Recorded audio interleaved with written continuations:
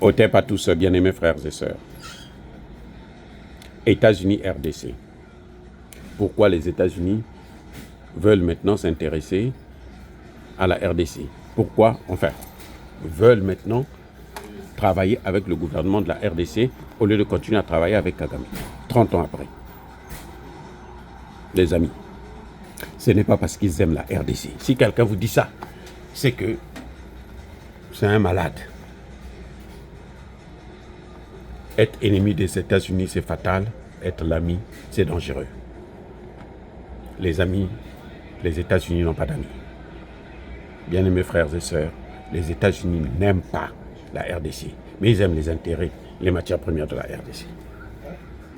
Question. 30 ans après, après plusieurs tentatives de déstabilisation de la RDC, maintenant, ils veulent... Yes!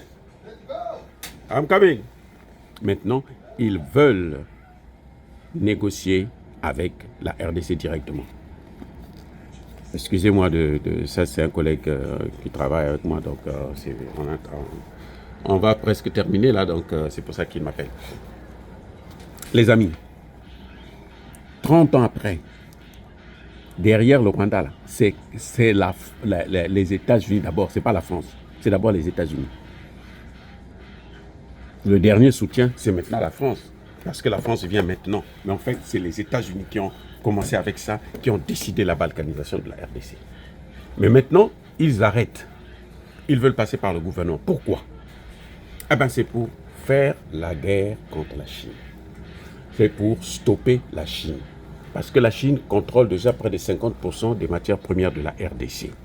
Donc, ils se disent que à cette allure, si nous continuons à passer par le Rwanda, ben, on va tout perdre un jour.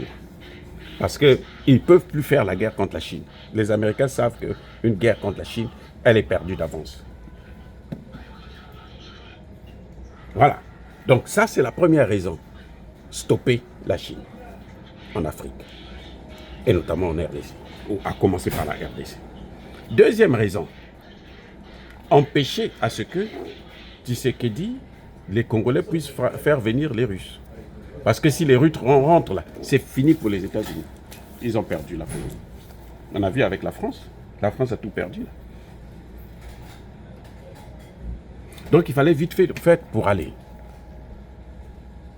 Pour essayer de changer de tactique. Troisième raison. Écoutez bien. Troisième raison. La troisième raison, c'est que les États-Unis veulent évincer les autres pays européens. Ils ne veulent pas partager le gâteau avec les Occidentaux.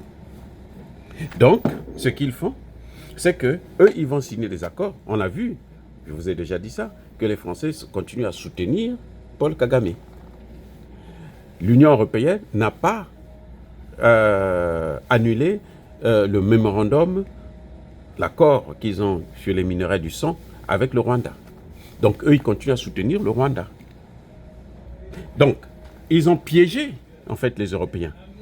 Comme les Européens continuent à soutenir, eux, ils vont vers l'autre côté. Donc, ils se trouvent face à l'Europe. Et donc, quand eux, ils vont prendre les matières, ce qu'ils vont pouvoir prendre là, en RDC, eh bien, les Européens ne pourront pas demander quoi que ce soit. Parce qu'ils ne veulent pas partager le magot avec les Européens. Parce qu'ils sont dans une phase critique, difficile, qui nécessite des décisions pertinentes. La moindre erreur, vous êtes perdu, vous avez perdu vous-même. Et c'est ça le problème. Vous comprenez? Donc, ce que vous voyez là, c'est une guerre entre les Européens et les États-Unis sur le sol congolais. Ce n'est pas l'amour du Congo ou de l'Afrique, non. Ce n'est pas l'amour de l'Afrique. Ils n'ont jamais eu l'amour de l'Afrique, ils n'en auront jamais. Ne vous leurrez pas. Ceux qui vous disent ça, ils mentent. Attends, vous avez tué 18 millions de personnes et puis maintenant vous voulez faire... Et il y a un autre problème. Et ça, c'est l'une des raisons aussi fondamentales. C'est qu'en faisant ça, les Américains se lavent les mains comme s'ils n'étaient pas impliqués dans ce génocide, dans ce massacre des Congolais. La redevabilité tombe seulement sur Paul Kagame et probablement sur ses alliés européens. Les Américains sortent de là blanchis. cette action permet à l'Amérique de se blanchir dans le génocide en RDC.